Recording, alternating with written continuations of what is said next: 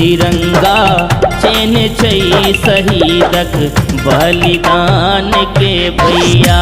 तिरंगा चैन छै शहीदक बलिदान के भैया। बलिदान के भैया यौ सम्मान के भैया। तिरंगा चैन छै शहीदक बलिदान के भैया।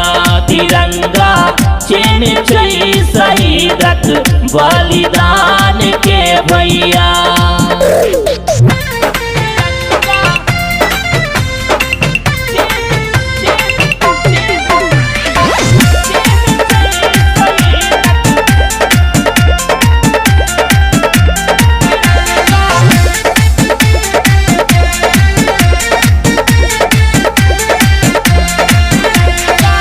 एही झंडा लेल कोई के उजरले, नव कनिया के सेनुर झरले।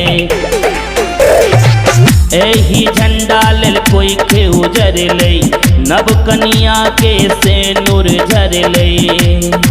सहब कोना हम देशक अपमान के भैया। तिरंगा चैन छै शहीदक बलिदान के भैया। तिरंगा चैन छै शहीदक बलिदान के भैया।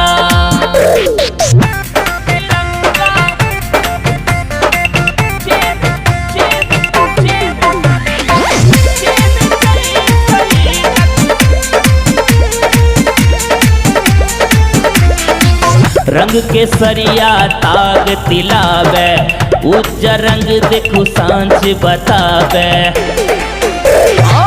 रंग के सरिया ताग तिलावे, उज्जर रंग देखो सांझ बतावे। हरियर रंग छै भारत माँ के शान के भैया। तिरंगा चैन छै शहीदक बलिदान के भैया। तिरंगा चैन छै शहीदक बलिदान के भैया।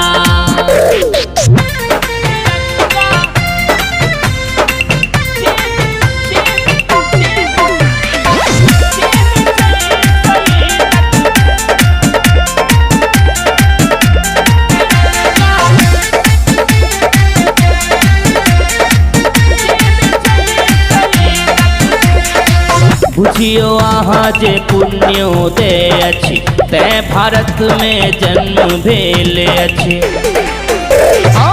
बुझियो अहाँ जे पुण्योदय अछि, तैं भारत में जन्म भेल अछि। राखू बचा कऽ देशक आन बान के भैया। तिरंगा चैन छै शहीदक बलिदान के भैया।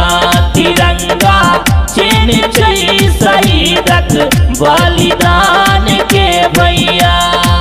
बलिदान के भैया यौ सम्मान के भैया। तिरंगा चैन छै शहीदक बलिदान के भैया। तिरंगा चैन छै शहीदक बलिदान